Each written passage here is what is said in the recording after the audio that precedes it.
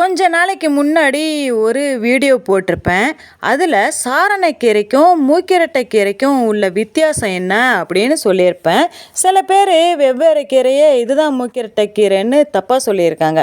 சரி, நமக்கு தான் தெரியுமே, நம்ம அவங்களோட வித்தியாசம் என்னன்னு சொல்லலான்ட்டு நினச்சி சொன்னால், என்னோட வீடியோவிலையும் இது மூக்கிரட்டைக்கீரை இல்லைன்னு நிறைய பேர் சொல்கிறாங்க.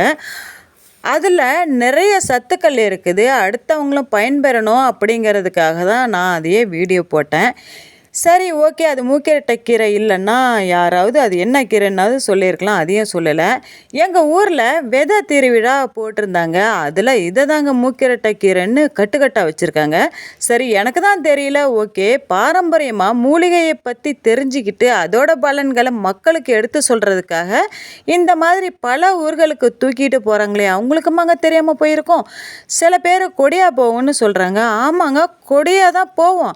ஆனால் கால சூழ்நிலைகளுக்கு ஏற்ப கிடைக்கிற சத்துக்கள் அதோட தண்ணிக்கு ஏற்ப தான் அதோட இலைகளோட வளர்த்தன்மையும் மாறுபடும். நானே என்னோட மாடி தோட்டத்தில் 20 லிட்டர் கேனில் முளைச்சிருந்த சின்ன செடி தாங்க காட்டியிருக்கேன். அதில் படரவே முடியாது. இதிலேருந்து என்ன தெரியுதுன்னா, மூக்கிரட்டைக்கீரை சின்ன செடியாக யாருமே பார்த்தது இல்லையா, அது குட்டி செடியை தாங்க காட்டியிருக்கேன். அதுக்குள்ளே மூக்கிரட்டைக்கீரை இல்லைன்னு சொல்கிறீங்க. இப்போ வளர்ந்ததுக்கு அப்புறமா பாருங்கள், அது எவ்வளோ பெருசு, எப்படி இருக்குது, அதோட பூக்கள் எப்படி இருக்குன்னு.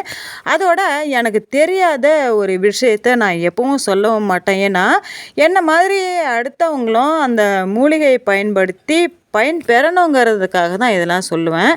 நம்புனா நம்புங்க.